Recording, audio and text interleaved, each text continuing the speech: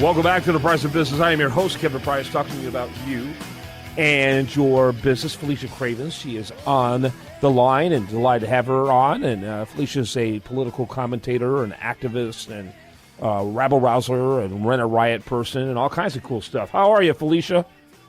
I'm telling you, riots are a lot of work. I'm out of that business. I'm tired of that. That was exhausting, wasn't it? And not very profitable either.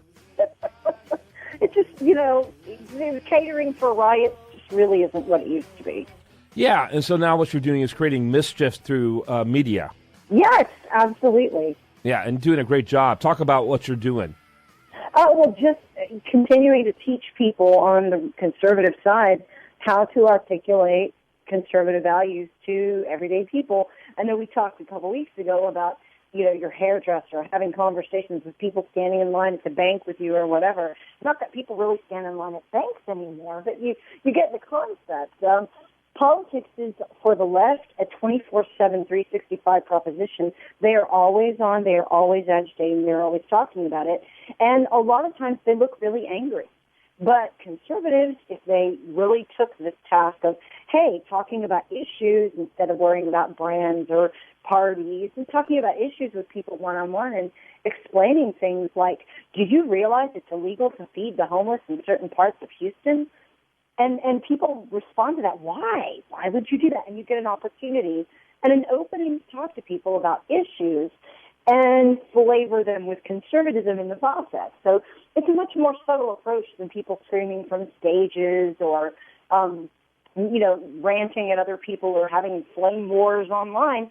And it's much more accessible to most conservatives. So That's the focus. Yeah. Well, I think you and I ought to go into the SPF business. I think with the Iran deal that took place yesterday, that we could make a lot of money if we come up with maybe a couple of million strength SPF and, really be able to, I think that product might fly off the shelves these days.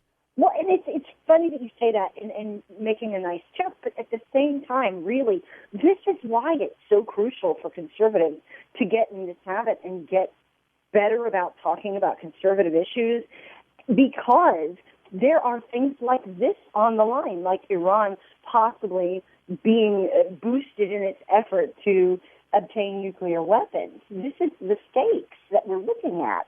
And part of the problem is that, it's such a narrow focus, because the proponents of this bill are saying, how hard it is to move, anything that is nuclear without it getting noticed because of the intelligence community. Here's the deal. Iran is in the mayhem business. They're not just in the nuclear destruction business. They are in the mayhem business. And what they need is money in order to create mayhem. And with the tight financial environment they're already in, they are underwriting wars in Iraq, and in fact, basically setting it up for them to take over Iraq in the guise of helping them fight ISIS. It's really unbelievable what's happening here. And so whatever money they don't have to pay for food, or whatever extra money that they get, rather, to pay for food, like this aid is going to provide, frees up money for mayhem. And that's what people don't understand. Oh, absolutely. And when you're looking at the, nuclear proliferation, do you think that we're here, the Cold War has just moved location in this new millennia, in this new century? Because look at, you couldn't track what the Russians were doing. And it seems to me that in real difficult days when the Russians, or I say Russian, Soviets, whatever, were, seriously financially being strapped and run into the ground financially because of the arms escalation and the race that we were having, that's how some of these weapons found their way outside of the Soviet Union into other people's hands in ability to cause chaos. Yeah, no question about it. And so, and now, the president says he's open to a robust debate, robust discussion. However, if the Congress does anything to alter this, he's vetoing it. Well, here's what Philip Klein said on Twitter just a little bit ago. The senior administration official made it clear that Obama's going to go before the UN before he goes to Congress, so then he can say Congress is messing with the UN vote, the UN agreement. So he's politicizing this using the UN as a weapon against Congress. Yeah, no question about it. No question about it. And so I'm telling you, I'm very nervous about this. And of course, Netanyahu has come out very clearly that this isn't going to work, that this is going to be a disaster. Oh, I have no doubt that, Netanyahu's been sounding alarm bells for a long time, and people have just sort of shrugged him off. And that's, I think, where some of the anti-Israeli feeling in this country is being ginned up for, is for that reason, to discredit him, discredit the things he's been saying. No question about it. Let's talk a little bit about an article I saw just this week. And in fact, it's kind of fodder for my article for Huffington Post this week about the explosion of Donald Trump on the scene. What I found startling was in the most recent national poll, quoting Reuters, is not only how rapidly Trump has risen, but how quickly others, including Rubio and Walker, have declined. Talk a little bit about that. Well, I think we're in the flavor of the month phase of the presidential, primary season, and I think that's okay.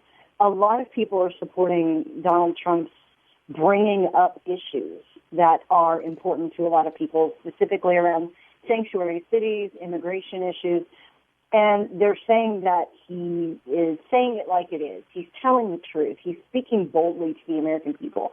And there's a school of thought in politics right now that says the reason that Trump has been able to do this, the reason he has taken the air out of the room for so many other candidates temporarily, is because none of them are seen to be that bold or that aggressive on those issues, that many of them have been sort of downplaying immigration as an issue, et cetera. The problem is that when Donald Trump is the guy bringing up your issues, the discussion is not the issues. The discussion is Donald Trump. So, the other candidates are going to have to tackle these issues, but in a way that does relegate Donald Trump back to the sideshow, I think, entity that he is in essence. But it does point to a weakness in the conservative side in the GOP that sort of wants to downplay certain things. Well, I think you articulated nicely exactly what the GOP is articulating. When I say that, the establishment group, I think that's what the chairman wants to believe, and I think that's what other candidates want to believe. I think that Donald Trump is laughable as a personality. I think he is a buffoon and even a clown. But in spite of being that kind of messenger, he is caught on fire because of how potent and how accurate his message is. Okay, but wait, this is something Matt Lewis actually addressed, I think, and in a podcast not too long ago, he was talking to someone who was mentioning that these days the measure of conservatism is how angry you are. And that's a really dangerous place to play when you're attempting to win a national, broad, general election in the long run. If your entire movement is gauged by how angry you are, there's a whole segment of society who's not going to even look at that. And it does cut out serious discussion about certain things because the sloganeering and that sort of thing picks up and takes off. Yeah, it's interesting to see how that's going to pan out. And I don't think it's just about the immigration reform. I think a lot of people are supportive of Trump because they're tired of the whole, being held hostage by political correctness. I think a lot of people want to be delivered from that. It doesn't mean they want to be ugly and they don't want to be angry, but we don't want to feel like we live in such a nanny situation when it comes to the way we talk and the way we feel that free speech is no longer tolerated. And so a lot of people feel sympathetic to Trump because they feel like they're beat up on by our culture, and they see Donald Trump being beat up on by our culture. Right, and there's some alliance there in just terms of being hit by the same people, and that's absolutely something to consider. At the same time, there's a difference between free speech and effective speech, and if what you're doing is engaging in free speech in order to make sure that speech is respected and not silenced in any way, that's one thing, and that's fine. There's nothing wrong with that. But if you were talking about a persuasive effort that you are going to have to do in order to win elections, one does need to temper oneself and think strategically about how to say things. That doesn't mean watering down the message, but it means appealing to the audience that you're after with things that resonate with them rather than alienating them. Yeah. And so that's important. Let me ask you a question. When's the last time you've seen a chairman of the Republican Party wag his finger at a primary candidate on how to behave? There's a lot of stuff that goes on behind closed doors. Yeah, but I'm talking about publicly, where he's publicly, essentially, an open letter, essentially, to a candidate on how to behave. In my entire life, and I've been involved in politics, I was a regional coordinator for students for Reagan, not in 84, but in 1980, before I was even able to vote. And I have never seen anything like this in my entire adult life.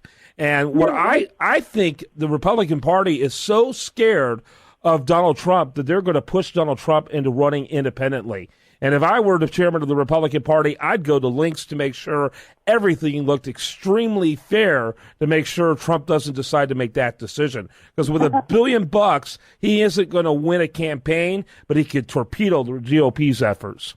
Well, he has the spoiler ability there, absolutely. But that does say, to whom is he donating? What policies is he supporting? The people who are supporting him on this issue, once they look at the rest of the record, are not going to give him the time of day, honestly. If they think that this is a one-issue election, they're sorely mistaken. And he might take a few people with him, but it's not going to be a broad enough coalition to really matter if he does split off. Oh, I can't believe you say that. I think he's going to be bigger than Ross Perot. I absolutely do. Not a chance. Yeah, I think he's going to be. I would say he'll probably be the biggest since Teddy Roosevelt. None of which won, of course. Roosevelt did not win when he ran as a third-party candidate. But all of them big enough to torpedo the primary party that they really intended to hurt. This guy isn't seen as a one-issue guy. Most people see him as a business guy more than anything else. His positions on ISIS are extremely spot on. If you want to hurt ISIS's ability to fund this activity, we should be bombing wells. Who cares if they're on Iraq territory, which has essentially become nothing more than a proxy of Iran anyway? I tell you, the guy... I get that. The guy does make sense in some certain things, but when you're looking at the people who vote in a primary, the base, they're actually looking at, the fact that he donated a lot to Hillary Clinton and to other, Democrat candidates, that he's not been registered as a Republican. The base, the people who are going to make those decisions, they are going to look at that, and social media is actually responding to that. And we also don't know what the issues are that are going to come up in the next 6 months or so that are going to help shape this before debates really crank up, before voting and primaries actually happen. So, again, I'm thinking he's going to probably be the flavor of the month within a month or two. Yeah, I don't know. It seems like the timing of events has been interesting, too, with this murder in San Francisco at the Pier 14 by an illegal alien who had no business being out on the streets. And this guy who broke loose, one of the biggest drug lords, cartel leaders in Mexico, breaking out in prison. And obviously a very coordinated efforts. And he's making it, and a lot of people say that a lot of this was motivated directly with Trump. That is his focus is on, of retaliation. To me, it becomes an interesting narrative that the GOP is going to have a difficult time handling. And no doubt they should have been on sanctuary cities in a long way before this. This shouldn't be the first time some people are hearing that we do this. Yeah. All right. Felicia Cravens, very lively conversation. Lots of fun. By the way, your website again is freeradicalnetwork.com. That's it. Yeah. Make sure you check her out. I love what you guys are doing over there, and keep up the conversation. We need more of it. Thanks so much, guys. You bet. When we come back, much more for you. Do want to remind you, best content here shows up over there at usdatareview.com. And this is The Price of Business.